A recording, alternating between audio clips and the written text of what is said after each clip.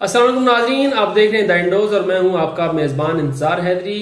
नाजरीन, मुल्क की मजमूई सियासी सूरत हाल गैर मामूली शक्ल इख्तियार करती जा रही है क्योंकि इमरान खान ने लॉन्ग मार्च का ऐलान किया था और आज उनका लॉन्ग मार्च इस्लामाबाद की तरफ चल पड़ा है। नाजरीन, उनके लॉन्ग मार्च का जो पहला पड़ाव है वो आज लाहौर के बॉर्डर पर होगा। दूसरे रोज यानी कल हफ्ते के रोज वो गुजरांवाला की तरफ बढ़ेंगे और एतवार के रोज वो गुजरात की तरफ बढ़ेंगे जहां पर परवेज इलाही उनका इस्तकबाल करेंगे। पीर के रोज वो जेलम की तरफ बढ़ेंगे और जेलम में उनका कयाम होगा, वहां पर फवाद चौधरी उनका इस्तकबाल करेंगे और मंगल के रोज वो रवात में आकर पड़ाव डालेंगे यानी खित्ता पोटोहार में वो दाखिल हो जाएंगे और उसके बाद फिर वो फैसला करेंगे कि आया उन्होंने इस्लामाबाद दाखिल होना है बराह रास्त या फिर पिंडी से होकर इस्लामाबाद जाना है।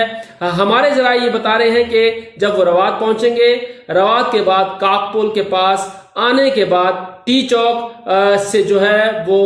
पिंडी की तरफ जाएंगे और पिंडी में सदर के करीब से गुजरते हुए वो गोल्डा मोड़ की तरफ जाएंगे। गोल्डा मोड़ से फिर वो श्रीनगर हाईवे की तरफ जाएंगे और वहां से फिर वो H9 ग्राउंड में पहुंच जाएंगे जहां पर उन्होंने पहुंचना है। इस हवाले से वफाकी हुकूमत ने भी बहुत ज्यादा इंतजामात किए हैं, हर तरफ कंटेनर ही कंटेनर नजर आ रहे हैं। आज वफाकी दारुल इस्लामाबाद के पूरे रेड जोन को सील कर दिया गया है, सिर्फ मारगला रोड को ओपन रखा गया है और उसके अलावा सरीना चौक को जो है ओपन रखा गया है ताकि रेड जोन में आने वाली अहम शख्सियात या फिर वहां पर काम करने वाले मुलाजमीन मामूल के मुताबिक उनकी आमदोरफ्त हो सके। इसके अलावा जितने दीगर रास्ते हैं जिनमें मैरियट होटल का रास्ता है उसे मुकफ़िल किया गया है। डी चौक को मुकम्मल तौर पर सील कर दिया गया है, नादरा चौक को मुकम्मल तौर पर बंद कर दिया गया है और इलेक्शन कमीशन के साथ जो दरमियानी गली है उसे भी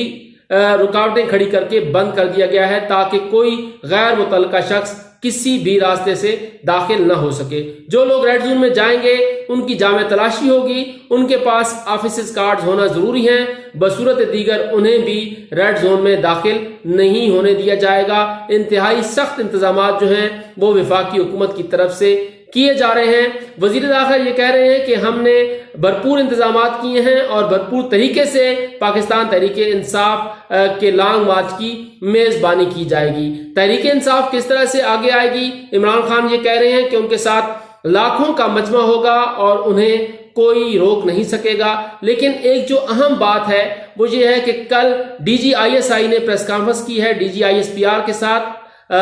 उस प्रेस कॉन्फ्रेंस में उन्होंने वाजे और दो टोक अल्फाज में ये कहा है कि इमरान खान ने जो बयानिया बनाया था साइफर के हवाले से वो बेबुनियाद है, लेकिन इमरान खान ने इस बात को यकसर नजरअंदाज कर दिया है और कहा है कि उनके पास बहुत से राज हैं और अगर वो राजों से पर्दा हटाना शुरू कर देंगे तो उससे मुल्क को नुकसान होगा। आज उन्होंने लॉन्ग मार्च के आगाज में ही जो तकरीर की है वो भी काफी ज्यादा जो है वो कशीदा सूरत हाल पैदा कर सकती है क्योंकि आज फिर उन्होंने DGISI को बराह रास्त मुखातिब भी किया है और आर्मी चीफ को भी मुखातिब किया है कि उन्होंने चोरों को मुसल्लत कर दिया है, उनके हवाले से कोई बात नहीं की जाती। लेकिन जब प्रेस कॉन्फ्रेंस की जाती है तो उसमें मौजू जो है वो इमरान खान या फिर हमारा लॉन्ग मार्च होता है। हमारा लॉन्ग मार्च जो है वो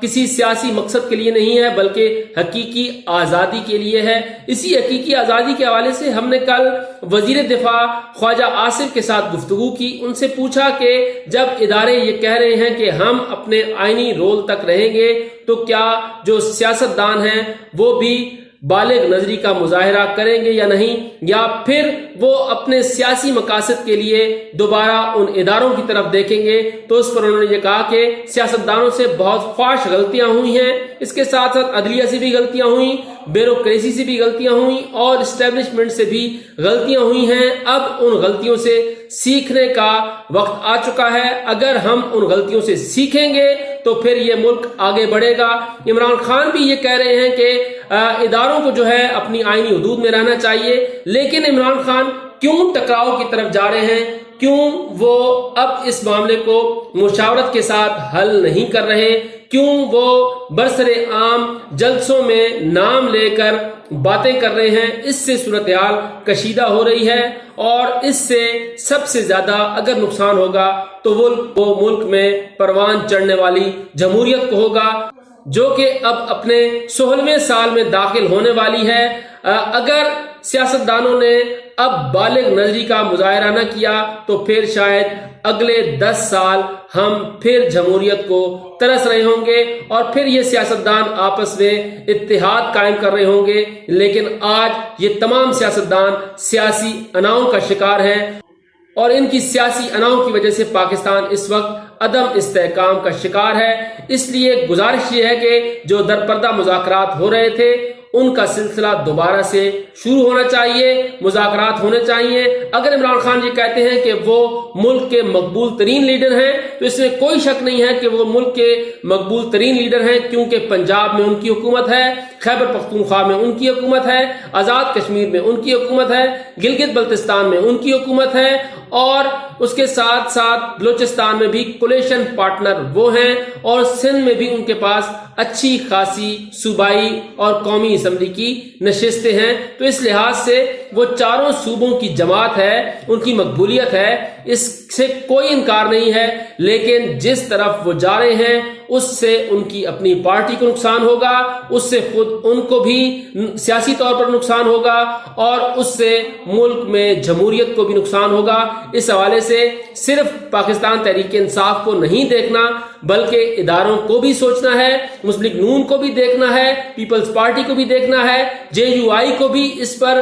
غور کرنا ہے، اور اس کے ساتھ ساتھ دیگر جتنی جماعتیں ہیں انہیں غور کرنا ہے، کیونکہ ٹکراؤ کی پالیسی کبھی بھی سیاست دانوں کے لیے، کبھی بھی جمہوریت کے لیے بہتر نہیں رہی۔ ایسا نہ ہو کہ پاکستان جو ہے وہ آگے کی طرف بڑھنے کے بجائے پھر اسے ریورس گیئر لگ جائے، اور پھر اس ملک میں جو ہے آمریت کے سائے گہرے ہونے شروع ہو جائیں، جنہیں چھٹنے میں پھر ایک عشرہ کم سے کم لگے گا۔ تو اس لیے اب سیاستدانوں کو بالغ نظری کا مظاہرہ کرنا چاہیے۔ جب ادارے یہ کہہ رہے ہیں کہ ہم اپنے آئینی کردار تک محدود ہیں، وہ یقین دہانی کرا رہے ہیں، تو اس یقین دہانی پر اب سیاستدانوں کو بھی سوچنا چاہیے سنجیدگی کے ساتھ، اور سیاسی اناؤں کا شکار نہیں ہونا چاہیے بلکہ ملک کے لیے سوچنا چاہیے۔ اگر عمران خان الیکشن چاہ رہے ہیں تو حکومت کو چاہیے کہ بجائے اس کے کہ وہ انتخابات نومبر دسمبر میں کرائے، وہ ان انتخابات کو جون تک لے آئے اور